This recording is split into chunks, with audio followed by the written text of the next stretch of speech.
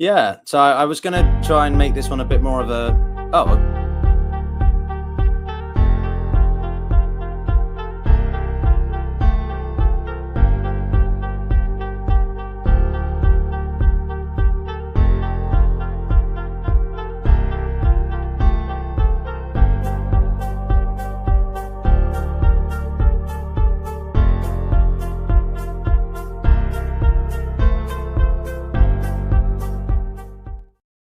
all right. So it's time again to look at my face on the internet, but with a different gentleman's face. I'm very bad at these introductions. Hello, everybody. My name is Pyotr, and this is the Global Gambit. And this is the second stream. I think this is the first time I've done a second stream on the weekend. But I think Syria is something that is worth covering because of the fallout it has for so many different countries and people, communities. And if you haven't seen all the videos that I've done on it in the past week, I recommend you go and watch some of them. But there was one angle which we touched upon in one of my episodes with a guest called Amy, who was talking about sort of the Kurds. And we touched upon a little bit about statehood because that's her area of focus as well. She's got 15 years of experience. But there's another gentleman who actually has a YouTube channel, and he's an expert on statehood and sovereignty and international relations. And that is Professor James Kurzi, who I'm sure many of you know. And I'm delighted to have him back again to talk with us more in a more formal. I want to interview the professor a little bit more because I would really like to hear his nerdy academic experiences and insights on what he thinks could happen to Syria and whether or not it would stay a singular state. Could it be a federal Syria? Could we see the Kurds maybe try and seek succession? How does this all fall into self-determination? Some big questions, and none of this is this is all obviously hypothetical, but I think it's worth considering because Syria largely is, if you look at a map, good 33% or so of the country is dominated by the SDF, the Syrian Democratic Forces, which are the Kurds, and then the rest is obviously HDS-led coalition, but the Turks control or have the Syrian National Army in the north, and we've now got the Israelis, IDF, who are controlling certain sort of inlets, if you want to call them that, into the country. So there's a lot here to break down. And James, thank you so much for joining. How are you getting on? Yeah, all right. I think it's obviously been a bit of a crazy time with everything that happened. I mean, the idea that just a month ago, Syria was in this situation that everyone thought, well, Assad had pretty much consolidated power. There were these little outlying areas, and then just I think, like everyone else, the speed at which this has happened. And actually, I should say that where I'm talking to you from now, so I'm based over in Cyprus. If you go about 80 miles, 120 kilometers that direction, the next landfall is Syria. So it is remarkably close, and Cyprus has obviously been sort of very acutely aware of the issues and has been dealing with refugee issues like so many of the countries in the region. So it's something that's been felt very, very strongly where I'm talking to you from this evening.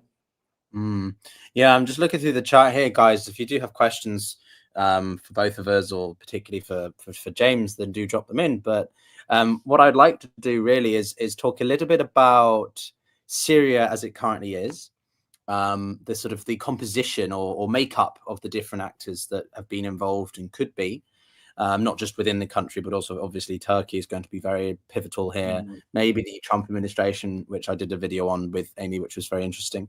And then obviously the Kurds and then go towards more of the internal sort of fragmentation. So when you step back, James, and look at Syria as it is, it's I think, the most modern, complex, current, global conflict that we've seen, right? How many actors were involved? The Russians were fighting with the Americans against ISIS, but against one another for Assad. So when you, with your background in statehood and self-determination, when you see Syria, what comes to mind for you, and how do you sort of dissect it? Well, I mean, there's actually sort of several, there's lots of big issues, but there's also actually a very interesting immediate question. So as you said, I deal with things like recognition and statehood and how states break apart, how they come together, how they're recognized, all these sort of things. But actually, there's a really, really interesting question at the moment, which is even before we get to the questions as to whether Syria will stay together or what sort of restructuring it could go through and things like that, there's actually the fascinating question about how do you recognize the legitimate government? And this is, I mean, it sounds like a really arcane area of international law, but it actually has quite a lot of significance at the moment for several reasons. So this used to be something that countries would do a lot, that when governments changed, either, you know, through coups or revolutions or whatever, they used to agonize about, do we accept this or not?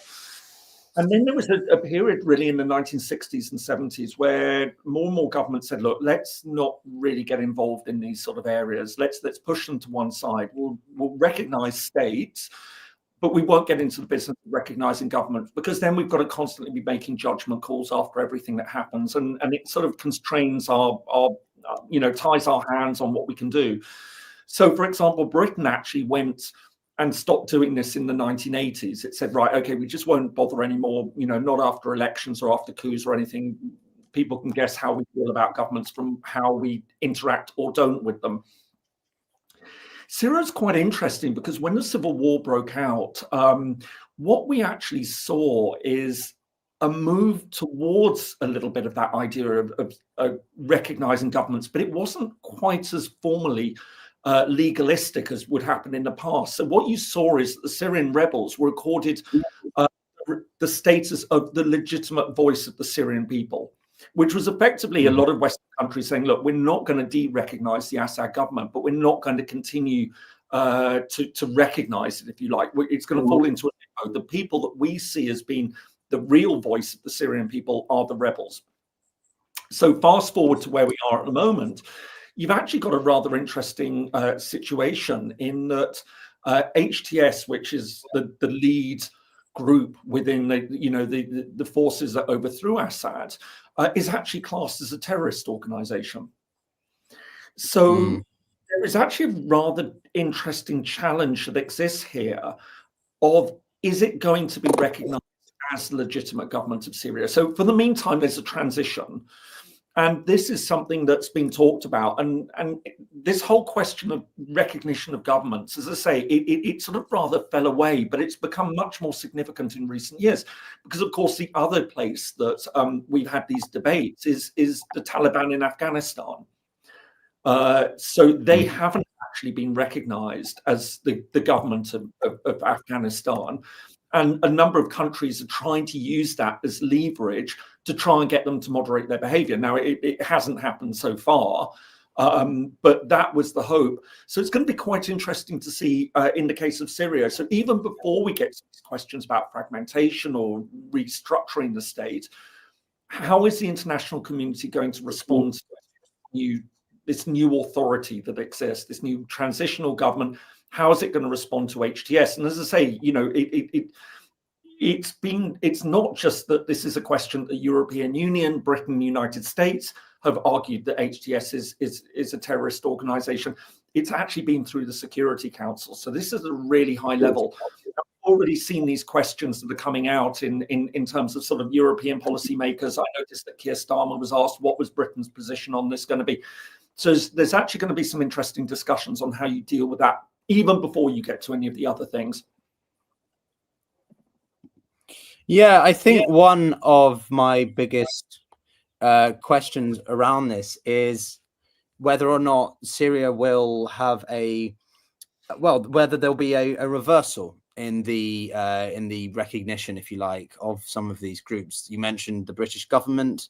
I remember that there was an article within the day that HTS took control of Damascus that the UK was already beginning to review its status of them. So has the US, I think, taken steps to delist them potentially. The UN, I think, would have the biggest impact on that because of potential sanctions relief. I don't know if they are fully sanctioned, but UN sanctions, multilateral sanctions are much more comprehensive than unilateral ones. But on this point of the UN, is that we've got two, I think, competing almost potential transition plans emerging. The HTS group have basically said that, you know, we're already implementing and undertaking a set of changes and an agenda, which, you know, if you guys want to be a part of that, quote unquote, you gotta hurry up and be a part of that. But at the same time, you've got, I forget the resolution number, but you've got resolution, whichever it is, that was established in 2015, I think, by the UN about some kind of post-Assad Syria. And obviously most people, I think the international community, whoever that is in this case, want that to be the benchmark, the framework that is used. Could you take us through how would that work? Would the UN system and the international community basically just accept what the rebels came up with because it was proven to be already too far in that they can't sort of change it to meet the UN requirements? Hey, can HTS just reject the UN framework and do whatever they want? Like, you know, help me understand. You're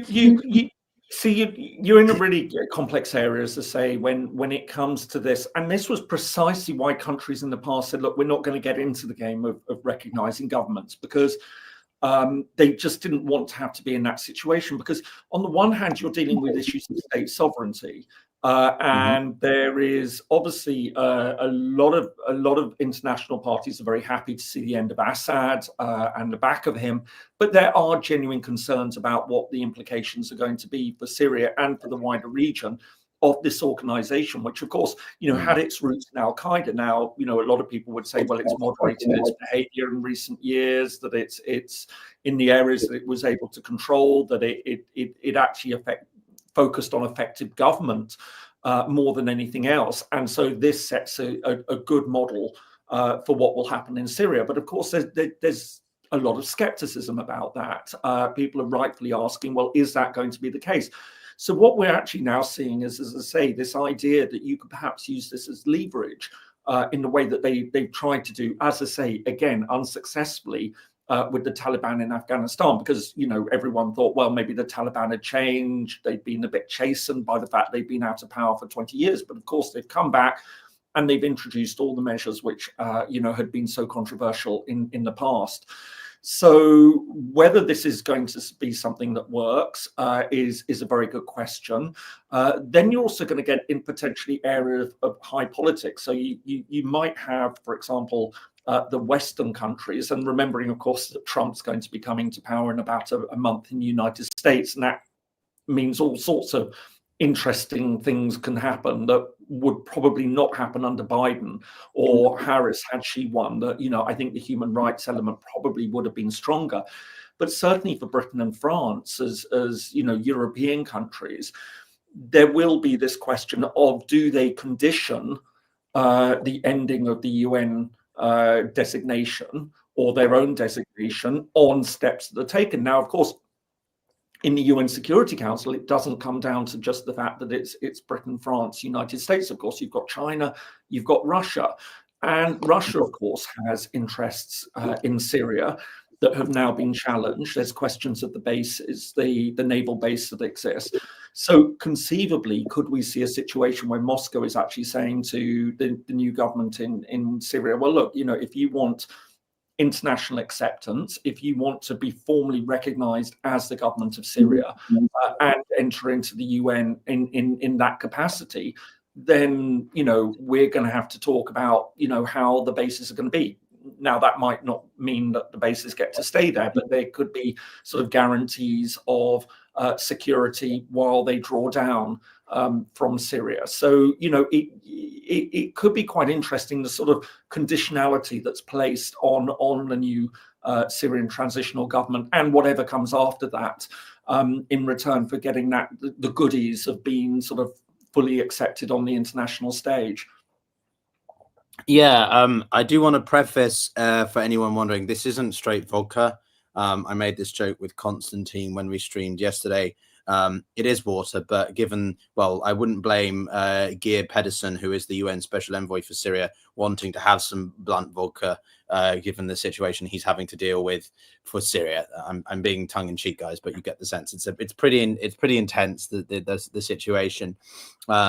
And we definitely, to make another running gag referenced here, we definitely have more than a concept of a plan, don't we, James? Because I want to define the specific resolution. So it's resolution 2254. And this conversation we're having, James, is, I think, pretty dense. It's pretty, you know, academic. It's about international law.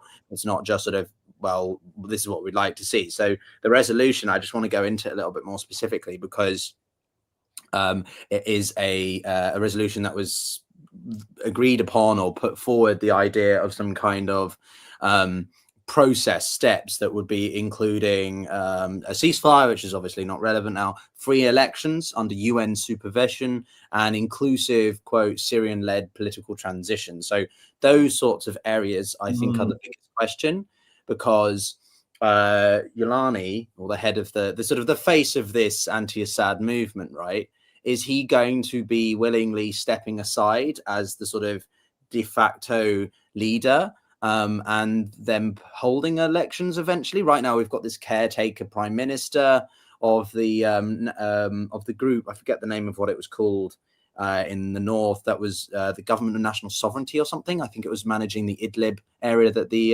HTS area had controlled. So I was just wondering, in your perspective, James, like, if HTS doesn't look to hold elections, if they hold elections outside the permit of what this UN resolution would call for, would they just be largely dismissed and seen as not illegal, but like, you know, just not unofficial? And so who would the UN recognize in that regard? Well, they wouldn't necessarily.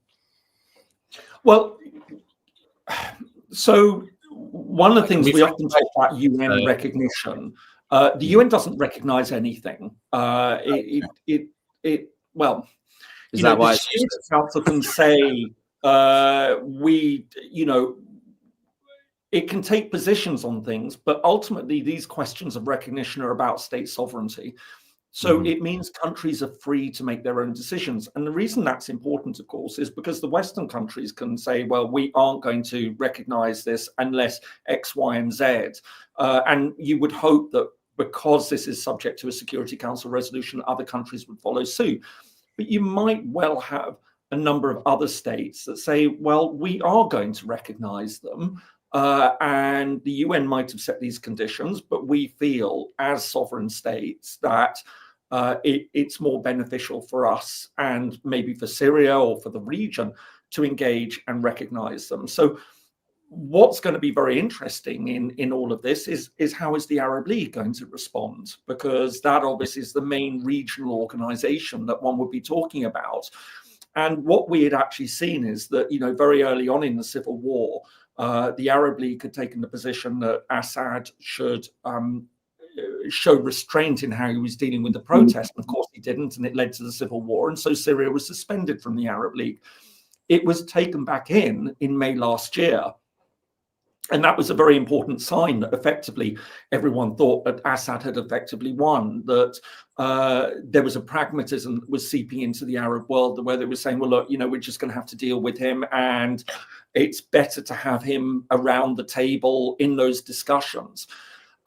So it might well be the case, and it's going to be very interesting to see the debates that we're going to see amongst the Arab states as to whether which are going to be the countries which are going to break ranks first. And maybe as the League as a whole says, well, look, you know, we have our concerns, but it's better to be engaging with this government than marginalizing it and having it as, an actor that we can't control because we're not really talking to it and we're not trying to welcome it. So, you know, and I think we have to be very clear. I mean, all the signals suggest that there are a lot of Arab states that are extremely worried about the transition. I mean, they don't like the instability that's right on their doorstep, but they also have those concerns about the past of HTS and what it, you know, has it really gone beyond that? So they will be concerned, but in these cases, several of them, or maybe many of them, could well turn around and say, yeah, but we feel it's more beneficial to engage with them and try and bring them on side, try and moderate their behavior in that way. So all this is to say that it's at several different levels that when you start to deal with these issues of recognition, that it actually becomes quite important. And regional organizations can be very important and crucial actors in determining how the wider international community develops. Because if the Arab states start to do that, it's more likely that more and more Muslim states will then say, well, we will also recognize. And at that point, you know, the pressure starts to grow in other countries. And even the West would probably start to turn around and say, well, can we fight the tide? Is it beneficial for us to be fighting the tide under those circumstances? Yeah, I mean, as I say, I defer to you for more of these specific things, but I having worked in UN for the few years that I have, I feel I can add a bit of points here. Blue Sky's comment about the UN no longer being relevant. I mean, I get that sentiment. It's largely what I hear 95% of the time, because people see my bio and Twitter and they're like, oh, he's an idiot, he worked for the UN or something. But you see, and you mentioned it at the beginning of the chat, and it's an example, a comparison, which I think is incredibly pertinent here, which is the parallels with Afghanistan. Obviously, there's also Libya in terms of what could happen next, and very much what we don't want. But Afghanistan is an example where sort of when the Taliban took back control, there were no countries that were willing to engage with the Taliban on an equal footing. You don't have any ambassadors. There's no official embassies present in Kabul. You have what's known as the Shah d'Affaires, which is the second in command, but they don't carry the same diplomatic weight and significance of a full-scale ambassador. And no country, I think, wants to be the first to take that step in the case of Afghanistan, right? The Russians don't want to be the first to be sort of normalizing a terrorist organization or something, or whatever, a very strongly minded extremist Islamist group. I know the Taliban is in Al-Qaeda, but anyway. But there was one entity that was the only entity that could talk to the Taliban, and that was the UN. So when we've got lack of humanitarian supplies, lack of stability, there's only one entity that will take up that kind of slack to engage politically, humanitarianly, in a security basis, right? I don't think Syria is going to be as bad necessarily. We have a more defined security situation. The general geopolitical architecture around Syria is, I think, a little bit less, it was more conducive, I think, to some kind of more defined. Is it favorable? No. I'm still worried about Syria, parts of Syria being a breeding ground for extremist activity. But the UN does have a role here, because what's interesting from context I've been hearing in the Security Council is that there is an appetite to ensure that Syria gets some kind of political transition, whether that's full-fledged elections or, fair and free, well, as in influenced. Even the Russians seem to indicate that they want some kind of clear pathway forward. Why? Because they have the bases in Western Syria, and therefore it's crucial for them and integral for them to get some kind of Syria that is stable, because if they don't, then they could be pushed out, and then their broader geostrategic situation is screwed.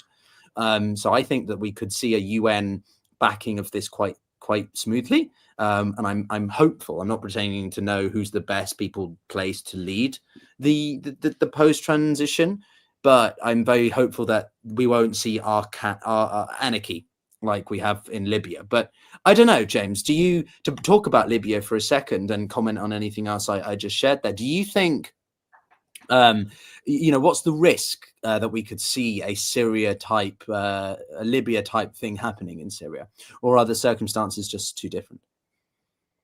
No, I think this is absolutely what everyone's worried about. I mean, we have seen these examples. I mean, the two that really stand out is Libya and Iraq, of course. That seeing what happened to Iraq after Saddam Hussein fell, and I think one of the positive things that we have seen is very quick steps to try and put in place a transitional government.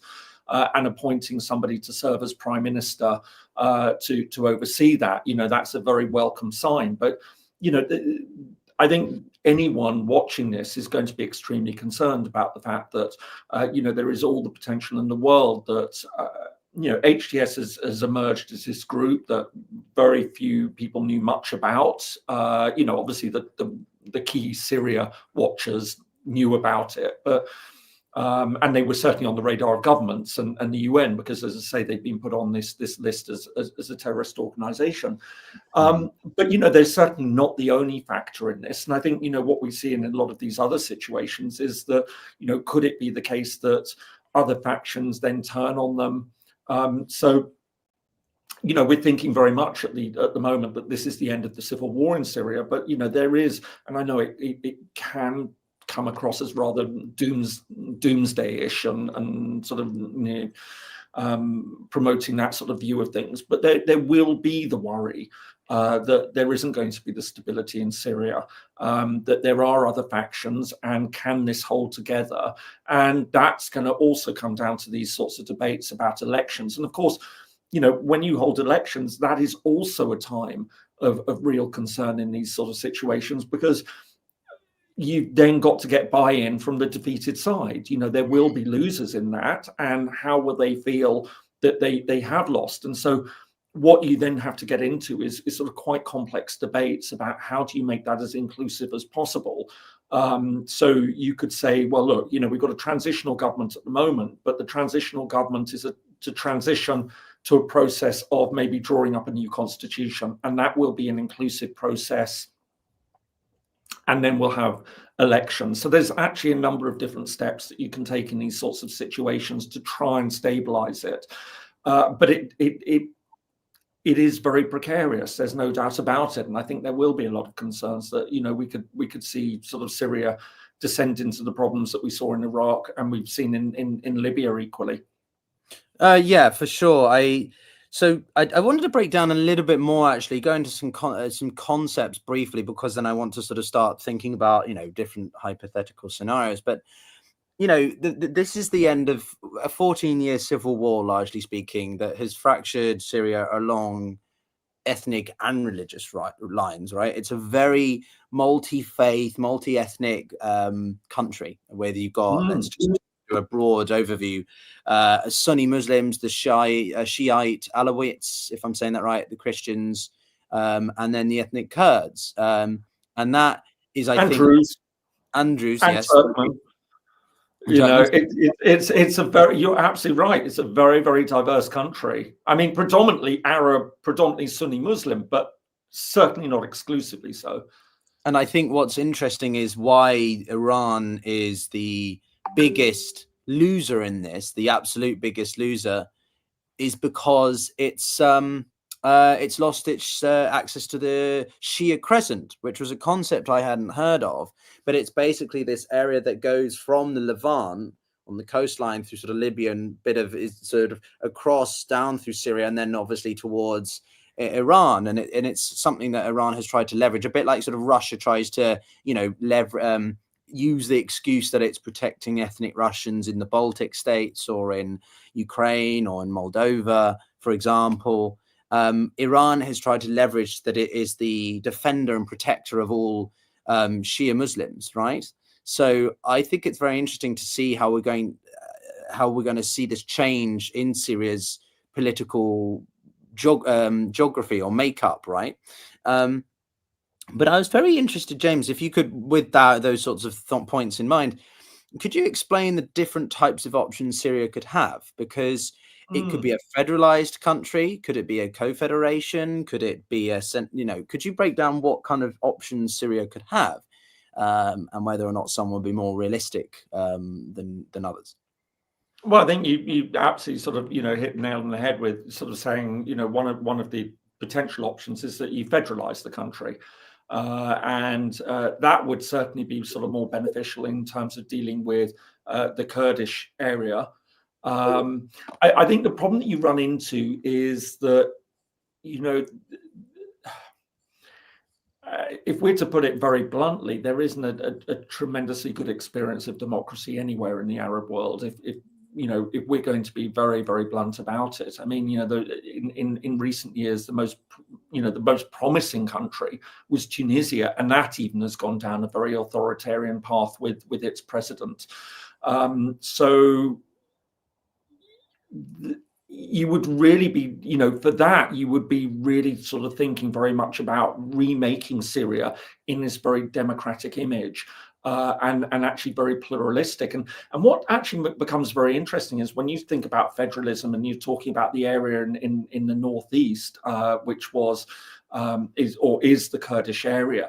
I mean, they've been running a fascinating experiment in democracy up there. I mean, I think it's, from what I can tell, it's sort of faded a little bit in recent years, but certainly around 2014, 2015, 2016, this area Rojava that it was called, was almost anarchic, but in a positive way.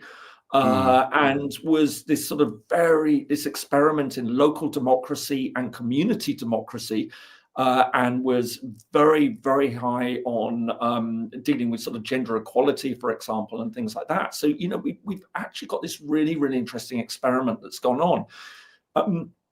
And so this has also created the really big question that I think a lot of people are looking at. So yes, you've got the other communities. So what do you do with the Alawite areas? You've got a Christian community and things. So you'd be sort of thinking any restructuring of Syria, you would certainly hope that it's going to embed those sort of minority and religious rights.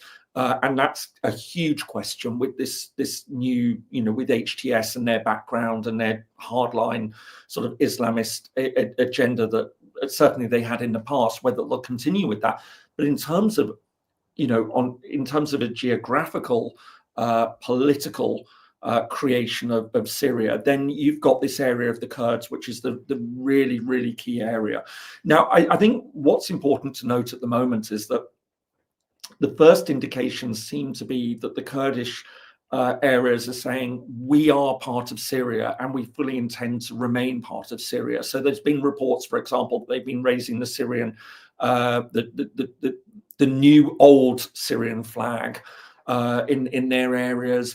The leaders there have been speaking very positively about remaking Syria. They've welcomed the revolution that's taken place, but also called for a democratic transition and, you know, an open society for all the citizens of Syria. So it's been quite interesting to see that they are sending in the message at the moment that they're not planning on trying to break away or taking advantage of the situation. But they're also sending a very clear message not to mess with their particular status that they've created for themselves. So I think it's very clear that in any discussions about the future of Syria, they are going to be adamant that they want to maintain their autonomy. Now, the question is whether that's autonomy or whether a lighter form of autonomy or a more federalized form of autonomy, or perhaps confederation, as you mentioned, which, you know, would be a fascinating option. Can you explain that to me? So yeah, I mean, there's all sorts of debates about federation and confederation and what it means, and you have federations that call themselves confederations and confederations that call themselves federations. Essentially, the idea is that, you know, federation, simply put, is it tends to be territorially based, and the federal units, you have a single overarching sovereignty of the country, but the federal units have a lot of power within that and a lot of self-rule. A confederation tends to be a looser form of structure. So in more recent terms, for anyone who might follow from the Balkans, a really interesting example to my mind of a confederation was the state union between Serbia and Montenegro, which eventually broke apart. It lasted only for, you know, 3 or 4 years or something. But that was much more of a confederation where they actually had some degree of coordination at a central level, but effectively they were existing as two separate countries with a single international broad personality. But they, you know, they even at that point, they were doing a lot in terms of foreign policy in their own ways. So that sort of is a potential model that we would see, that you'd have a single Syria, but the Kurds would have extensive ability to do their own thing, not only internally, but even to a degree externally. So that's going to be a question of you know, how does Syria reinvent itself? So if I can interject, if I could just ask a sort of a follow-up, or sort of offer an alternative example. So when the Ethiopian Tigray war was occurring in 2020 to 22, I've just begun my new position at International Crisis Group, and one of the first things I was covering from the UN perspective was that, because it completely threw the entire Security Council and situation into disarray. But I really became passionate, also because I'd lived in nearby and I've been to Addis Ababa before, and the country is a fascinating, for people who've never been or are interested in sort of what the scramble of Africa did to various nation states. Ethiopia, arguably speaking, was the first and only African country not to be colonized fully. The Italians tried, and it sort of, well, they messed it around, right? But Ethiopia is this incredible concoction of different, what they call nationalities, right? Not races or ethnicities, but nationalities. And the Tagaru people are a very autonomous group that live in the northwest part of the country, but they only account for about 6-7% of the Ethiopian population, whilst the Oromos and the Amharas collectively, I think, reach about 40-45% of the different groups down there. And I believe it's Article 49 in the Constitution of Ethiopia, which says, you know, you could potentially seek succession if you so wish, if it works. Things. But the reason I'm adding all this is because, you know, what Abiy Ahmed wanted to do was centralize control more in the federal government, and that's what led to the fighting with the TPLF, because the TPLF governed Ethiopia for 30 plus years or so, and they were fighting for that greater autonomy. So using that as a blueprint, James, could we see the Kurds try to push for that greater autonomy, even though I appreciate they've got a fair amount of autonomy as it stands in the northeast? Could we see a resemblance of that happening and Syria descends into civil war, but along these new lines? Well, I think, you know, yes and no. I mean, Ethiopia has a very particular history, and you were very right to point out. I mean, you know, Ethiopia was just one of 4 African states which were founder members of the UN. I mean, along with Egypt, Liberia, and South Africa. And you're right. I mean, you know, wasn't colonized. In fact, Liberia was, I think, the other one that was never formally colonized in the scramble for Africa. But yeah, I mean, you know, and you're right, Ethiopia is this patchwork, and it's very unusual. It's one of the only countries in the world which does have a constitutional provision that allows for secession. But of course, like so many of these other cases, yeah, try and do it. And you will find that, you know, so it exists, this right on paper, but when you actually want to try and do it, and, you know, this was, as you said, one of the points that was put together with Tigray. Where I would draw a difference, though, with what we're seeing in Syria is that, so Ethiopia has this constitution that, you know, it had a military government, it was overthrown, and they put in place a new constitution. And what it sort of embedded in now that sort of created this, what we're talking about in the case of Syria is that there is going to presumably have to be a new constitution that's put together. And this is going to be the subject of quite serious debate, I would imagine, from the Kurdish communities to say, okay, what is going to be our status, and whether there is, you know, there's going to be pushback from the other parties, and especially HTS. Is it going to accept this? And, you know, it comes back to that original point that, you know, for this to work quite well, you're going to need a much more sort of democratic structure for the country. And how's that going to be put in place?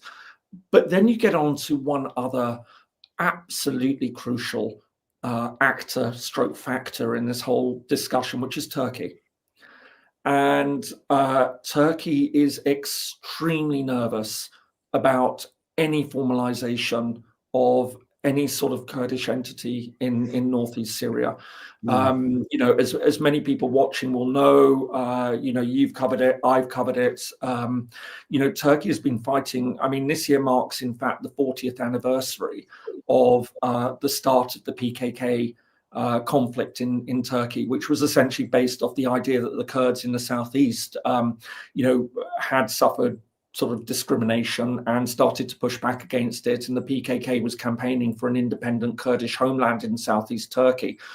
They've now moderated their views. They call for greater autonomy and everything like that. But to Turkey in particular, especially as the forces in northeast Syria, Turkey says are basically offshoots of the PKK. So it's extremely nervous about this idea that you're going to have some sort of autonomous unit, that especially if that then sort of declares independence and maybe then becomes, you know, the unit upon which southeast Turkey will want to sort of attach itself into a greater Kurdistan. So Ankara is going to, I would imagine, is going to be, and it already invaded Syria during the civil war in order to curb Kurdish ambitions and keep them down. I think you're going to see Turkey putting a lot of pressure on the new administration in Damascus, to reining any sort of Kurdish ambitions, and that will create the tensions, because the Kurds will then, what happens then if the Kurds are saying, well, look, our price for signing up to this is that we keep our autonomy, and the Kurds are saying, and the Turks are saying, no, you can't do that. What happens then? So that really, I think, for many people who are watching this situation, is going to be a real question for where things go in the future. And is this going to be, potentially a source of tension as well? Because, if the Kurds don't agree, if Turkey's putting a lot of pressure on Damascus to do this, then, will Turkey just simply say, right, okay, in that case, we're going to remain in northern Syria, and the tensions that could run between Turkey and Damascus on that issue. So, this is a really, really complex area, and it has all sorts of potential to explode into something far, far more serious. Yeah, I'm very concerned. No, I'm still very apprehensive about it. I'm delighted that Assad is gone, but I think what people on X obviously they jumped to the typical conclusion that because you see the end of one dictator, that means you sort of you support anarchy and statelessness of the state. No, I'm not endorsing or vying for a Libya 2.0. I think it was the worst thing for Western interventionism that led to the destabilization of Libya. But that doesn't mean I don't support Assad being gone, right? I just hope that Syria can proceed to be a more stable, positive version of Libya, right? And I think this leads me to a couple more questions for this session, which is sort of, demographic size is important here. The Kurds control, as I said at the start of our stream, about 35%, 40% of the territory. And they are a very well-oiled, shall we say, military entity. And they are supported by the US at the moment, though. So sort of related to the Kurds is two-pronged points. I'd appreciate your perspective, which is, one, how much does demographic size play into the ability for a country to be self-governed? Such as, say, look at Somaliland. Trump has insinuated he might even recognize Somaliland as a breakaway country from Somalia, but they only have a population of 80, 90,000. It's tiny. I think it's sort of bit more than that, but but point well taken. That you do. That is obviously a whole different debate, but because Somaliland is obviously it's a country that has everything that exists to be a country. It has a currency. It has it has a US consulate in DC, for goodness sake. I've been there. So, could we see so how easy can it be for the Kurds to govern more autonomously despite their population size? And related to that, with Trump coming in and the US deciding to change its relationship with Syria and the Kurds, therefore, I'm not pretending to say how, but just something's going to change. What do you think that could do for the Kurds and their relationship to Turkey and the Syrian government? So here we're getting into, I think fascinating questions of sort of, the old proverbial pieces on the chessboard, because then you could see, for example, Israel could be very keen to promote in Washington the idea of a Kurdish area and saying, look, this is the best opportunity to push back against the resurgence of Syria in this sort of, especially if, HTS seems to be getting a foothold and there's real concerns about, an Islamist agenda coming out. And what you often actually see is that many Kurds sort of pin their hopes on Israel and sort of being able to say, look, we, as Kurds, we tend to be Muslim, but we're not Arab. And we haven't got that beef with Israel that the Arab states do have.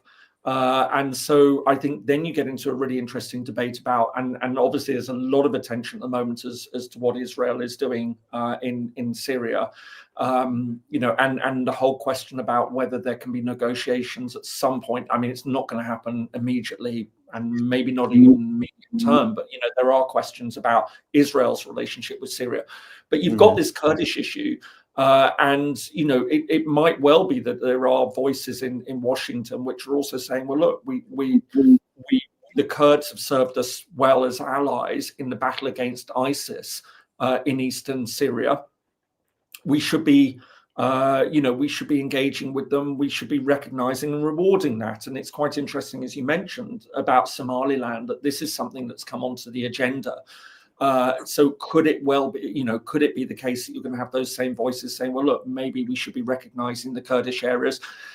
That will cause huge frictions in the relationship with Turkey. And one of the other questions at the moment, of course, is what is the US relationship going to be with Turkey? There's a lot of concern in recent years about the direction that Turkey's been taking. It's obviously a NATO member, but it certainly hasn't been regarded as a team player for a number of years.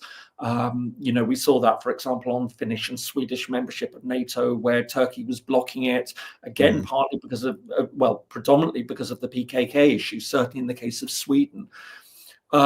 So will the new Trump administration say, well, look, do we try and rebuild relations with Turkey, or whether it just comes in and says, no, we can't trust Ankara anymore, and so we're not really going to go listening to their concerns. We will engage with the Kurds, especially if, as I say, if Israel is pushing that agenda. So there are all these complex factors that are playing here, which it makes it really, really difficult to make any sort of immediate assessment as to where we're going. We can ask the questions, we can highlight the points that we should all be looking out for, but I'm very wary of anyone who can sort of say definitively that they have the answer at this stage, because there's just too much complexity there. And we're dealing with, the fag end of the Biden administration at the moment, and everything's sort of hinging on what happens when Trump comes in. And we just don't know what sort of positions they're going to be taking on all of this. But James, but that's why we're having the live stream. You're supposed to know. I'm asking you all these questions. Oh yeah, no, absolutely. Here I am. It's sort of like, yeah, exactly. But no, just joking, everybody. It's just, you can't. I mean, it really is one of those sort of moments when you have to just sort of almost take a Socratic view on this and sort of say, there are things that you just don't know, and just throw your hands up in the air and say, but these are the moments that you've got to be asking the right questions, and you've got to know what you don't know.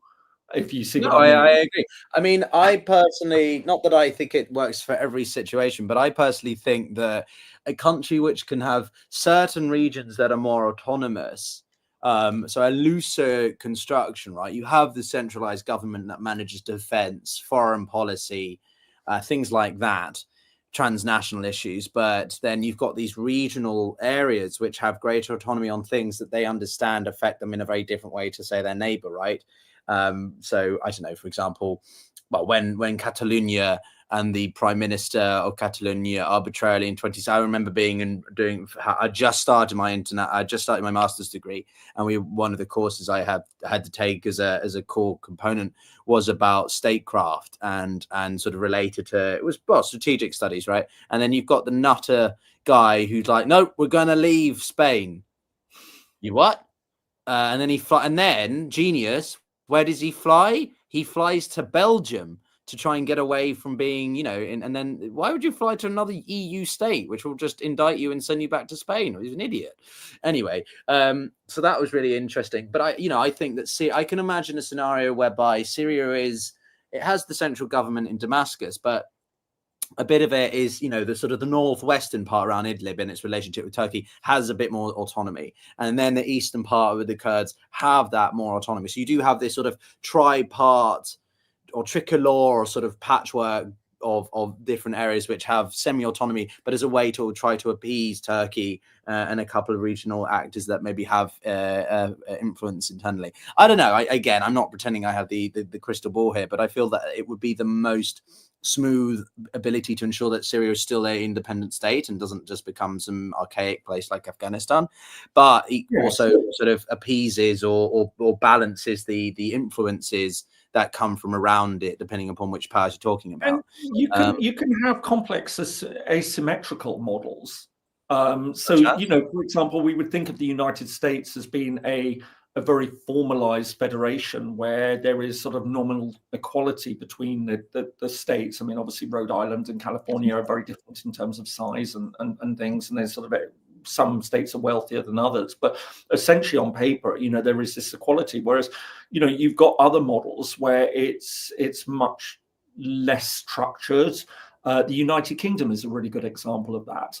Yes. That in many ways has certain features about it which are very federal, but others it sort of varies. So Scotland would have more powers than Wales, and you know Northern Ireland's powers are very different, and status in some ways, and becoming even more so after Brexit, is very different. So you could actually have something like that emerges in Syria. So for example, you could have a federal structure which says, look, this is the main area that is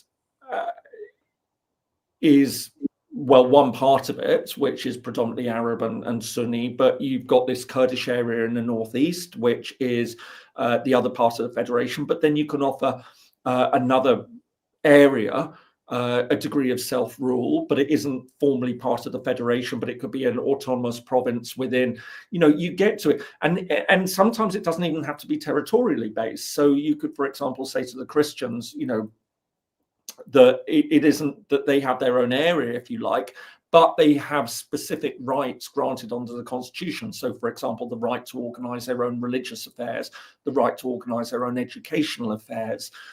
You know, you can see how that. So, you know, there's all sorts of ways that you can deal with these sort of situations. It doesn't have to be very you know, formulaic. It doesn't have to be that every different community has equality within it. You can actually, you know, or no, equality under the law, yes, for all citizens, but they don't all have to have the same sort of equal structures and setup.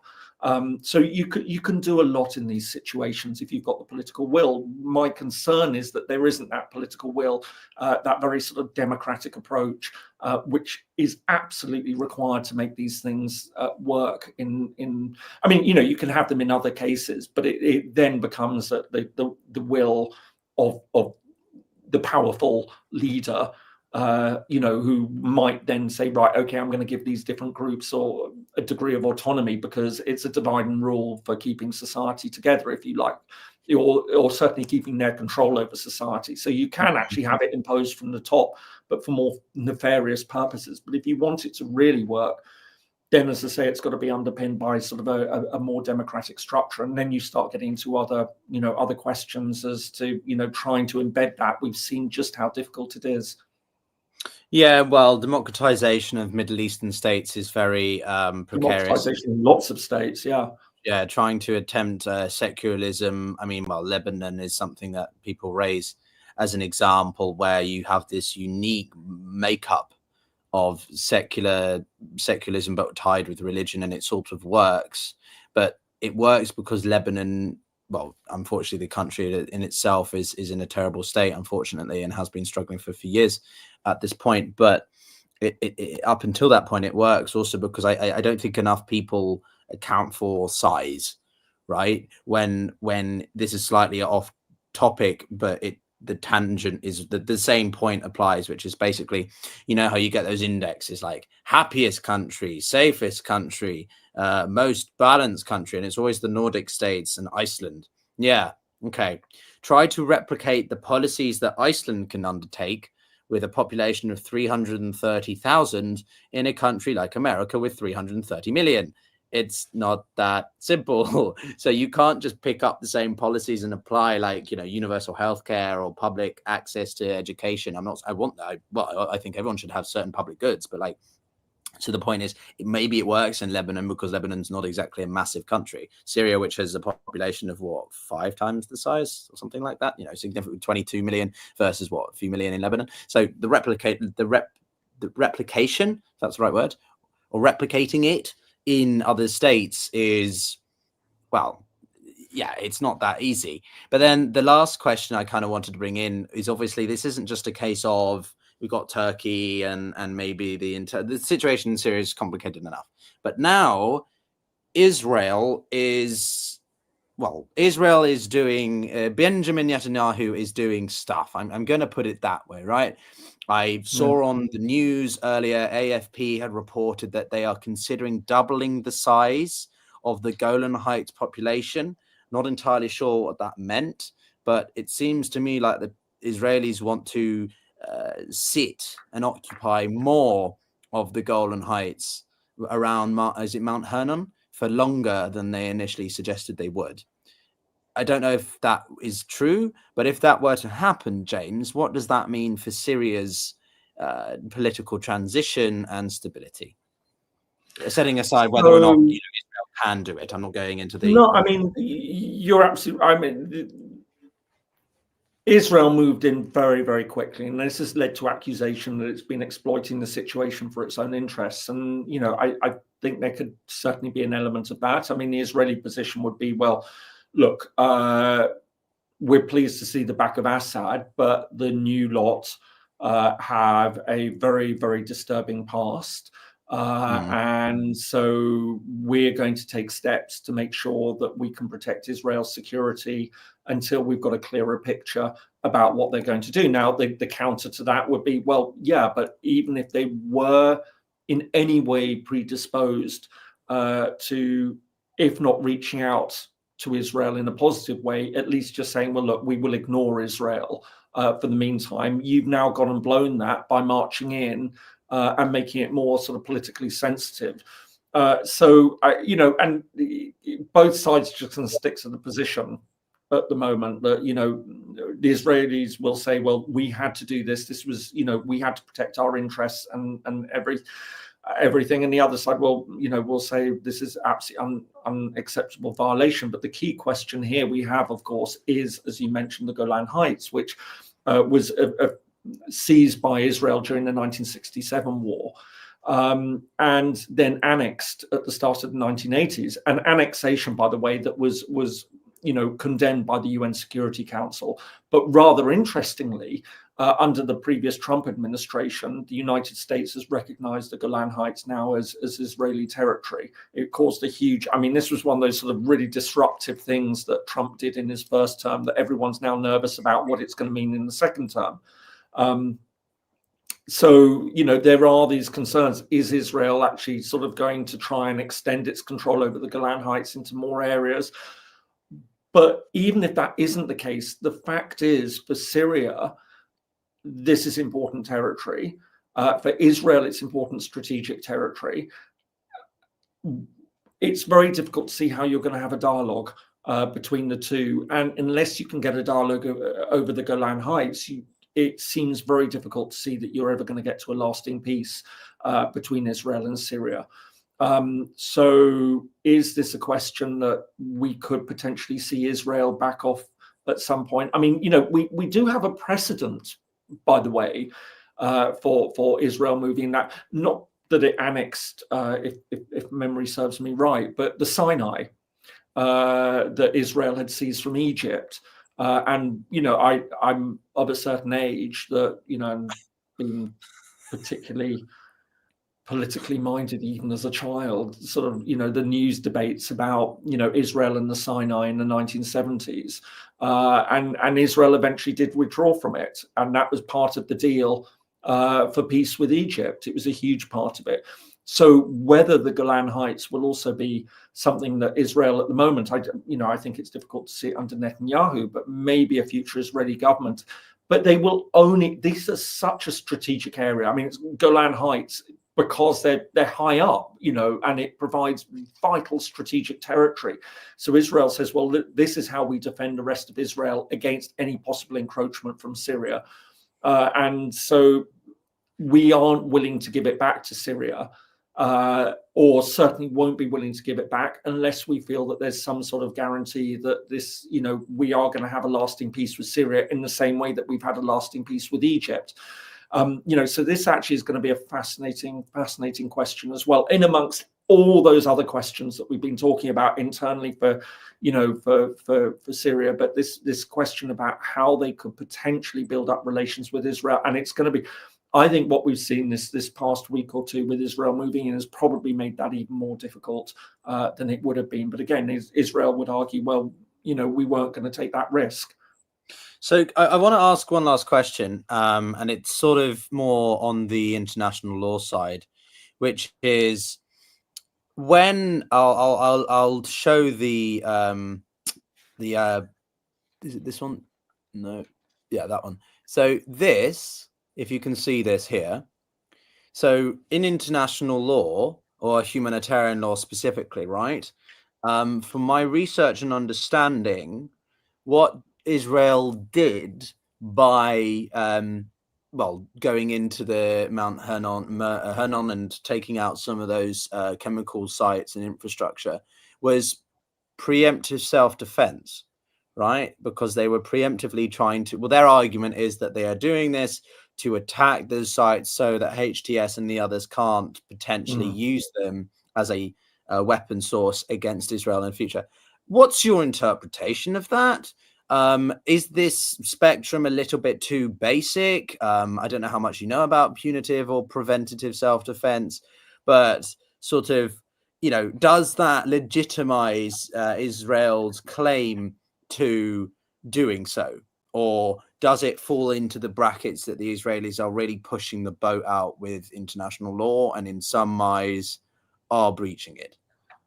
I know that's I mean, this is one of those areas that, where you're coming from is going to define where, the position you're going to take. And so there are going to be those who will say, well, yeah, we feel that it's perfectly legitimate and right to have acted in the way that we have, because we can see that there is a new regime in place and it's led by people who have been, expressed views in the past which are vehemently opposed to, the existence of Israel. But then you would have others would say, but this was something that was illegal. I mean, moving in beyond into the buffer zone, for example, bombing lots of sites and things, this is an act of aggression. So again, you're not going to get an answer that, it depends on which side you're coming from on this. My view would be that, while I can understand potentially a political position on this, I think legally it's it's illegal, mildly on very contentious territory. But right. I would say that this was probably unfortunate that Israel had done that. But and I think there will also be people who would, and we need to be very honest about this, that Netanyahu has not been showing a lot of respect for international law.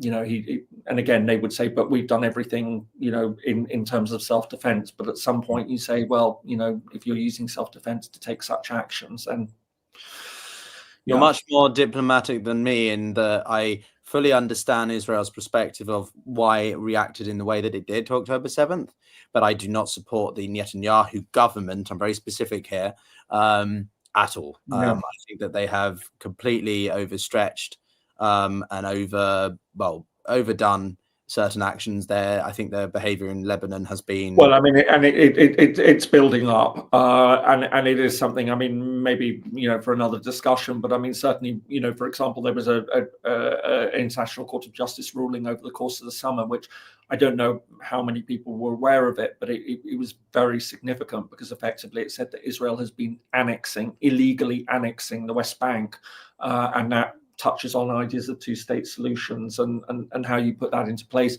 We've seen all the cases about what's been going on in Gaza and the accusations of genocide, and the UN, the International Court of Justice, again, not directly saying that genocide has been committed.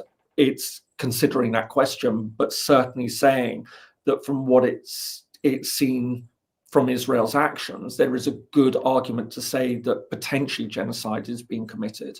So, again, that's judges being very, very careful, but that's quite a strong statement in its own way. And I've been very critical and acknowledging of the UNRWA, infiltration that Hamas did do. I think that's absolutely terrible. But I think when it comes to Israel and Syria, I could definitely, I don't know if you'd agree with this as we probably wind down. Any last thoughts from you, James? But I'm pretty sure we would see a creation or establishment of relations between Syria and Israel. Why? Because Trump wants to build on the Abraham Accords, but also because it's I don't think even if the Syrian government would be, I don't know, tense with the Israelis, I'm not sure that they would be as extreme with Bashar al-Assad's opinion or stance, right? Again, I'm sort of projecting here, obviously, but forecasting. But I don't know. I feel like that is a possibility in this Trump administration, and therefore that might influence. And also because Israel has taken out those sites, the military sites. Okay, and in law of war, that is kind of understandable. But to sit and then still contain even more of the areas of southwestern Syria than they already do with the Golan Heights, it's for me, it's pushing it. So I can agree with them in certain areas, but on other things I'm not so sure. If they do eventually relinquish the Golan Heights and those areas that they've since taken now, once those relations with Syria were sort of established, then that would be a good thing to see. But again, there's a lot of ifs, not buts, here, and unknown. So I don't know. Any final thoughts on everything we've discussed today? Well, I think we just come back down to the point that we are at a moment when so many routes are open, and there are so many questions that need to be answered. And again, it's about charting that out and sort of thinking ahead. How are all these cards going to fall, and are they going to fall into place? It's just an incredibly confused situation, but there are sort of wider implications, as I say, about how the international community is going to engage with Syria now. You've got lots of different competing factions which are going to sort of come into this. That everyone's talking about Russia and Iran are the big losers in this, but you can also see potential areas where they might be able to turn it around. So there's not going to be a lot of love lost between Russia and HTS, or Iran and HTS. But on the other hand, HTS might turn around if the Russians are willing to engage with them in the way that the West aren't. Then, and I think Russia will be going all out on an offensive on that regard of saying, listen, you know what, let us keep those bases and we will engage with you. I think there's also the question of Tehran as well, that sort of, are we in a situation where HTS might be so opposed to Israel that they would say, well, we're not happy that Tehran gave Assad all that support, but if Tehran and Russia are willing to be our friends when the West aren't, then maybe we should be pursuing that relationship and maintaining it. So there is a lot of interest that's going to be sort of at play here, and it's really not as clear cut as people saying, well, you know what, it was Russia and Iran are the big losers, and so the West are going to be. It's going to be so much more difficult and complex than that. And of course, we get back to that question. I said, how are the Arab countries going? I think in many ways these are the key things. And you mentioned about Somaliland. In many ways, what we talk about in Somaliland is how the African countries are going to engage with it, because the Western position has been, if the African countries recognize it, we'll go along with that. So the question for Syria is, if the Arab countries are willing to engage with it and recognize it, then maybe that's going to be the door that the Western countries are going to take. But you're right, it could come with certain prices as well, in terms of democratization, how you deal with the Kurds, but also the question of Israel. And I think Israel will certainly be a big factor in all of this, especially for Washington. Absolutely. And I think, some people have made the reoccurring point, which is, I'll just use unknown as an example, but is Sykes-Picot coming to an end, right? For Yes. brief context, people, that was the arbitrarily drawn lines, which obviously it's always the British, or largely the British and the French. And to be fair, the Turks did have something to do with this, I think, or the Ottomans. So, could we see a large redrawing of the Middle Eastern map? I don't know if we're going to go that far. I think nation states have largely become quite established with their main lines of, drawn up lines. But I do support, I think I'm more in the favor of self-determination if it means people have the opportunity to be more expressing of themselves and their identity. I do think that that's something I support. Not maybe complete new nation state creation. Like, I don't really want to see the dissolution of the UK. I think that would be quite sad. But at the same time, if enough Northern Irish want to sort of unify with the Republic of Ireland, then fair enough. Times change, but yeah, I hope that, largely speaking, in this chat, it's been fascinating to have more of a sort of academic one or conceptual. And I hope that, Syria can come out of this, if there can be let's say all the stars line, and it's the best case scenario, right? That Syria establishes relations with Israel. Israel pulls out of those areas because it doesn't feel like it's under threat anymore. Syria can help stabilize Lebanon by extension, but ultimately the government in Syria can help begin to take on Tehran even more. This is such a bad situation for the Islamic Republic, and I'd love to see nothing more than the mullahs to be taken down as well. But anyway, that's a further afield situation, I think. So anyway, on that rather sort of idealistic note, as I often do, James, thank you very much for your time. Again, it's always a pleasure streaming with you. And speaking, everyone, if you aren't yet a member of James's community, I encourage you to go and join it, because him and I are quite similar. He's much more perhaps refined in his delivery. As you probably see, I'm a bit more rough around the edges, but James is very much, we cover similar things, and we don't strictly stay on just Ukraine or just China. We try to cover lots of different things, forgotten conflicts, as I call them, like Sudan or Myanmar. And it's always a pleasure to talk to him on the internet, on the YouTube. So yes, I would encourage you to go and support him. He does awesome stuff. And if you're from James' community and you liked what I did in terms of hosting and chatting with James, then come over to me and listen. I'm joking, but anyway, I'm not very good at plugging. I'm too English for that. But thanks, guys. Appreciate you. James, any final thoughts? Anything you want to share with the community? No. Have a very good evening, everyone. Yeah, very good evening. Potential happy Christmas if I don't do this before. Yes. I'll actually be streaming for the next month. I'll be in Latin America. So if any of you are from that region, I welcome any suggestions. I'm traveling to 3 or 4 different countries, and I'll still be trying to record videos and post stuff. I'll probably be streaming with James at some point, but we'll see. Anyway, guys, thanks a lot, everyone, and we'll speak to you soon. And as always, we like to say on the Global Gambit, you've either got to get playing or be played. Take care, everyone.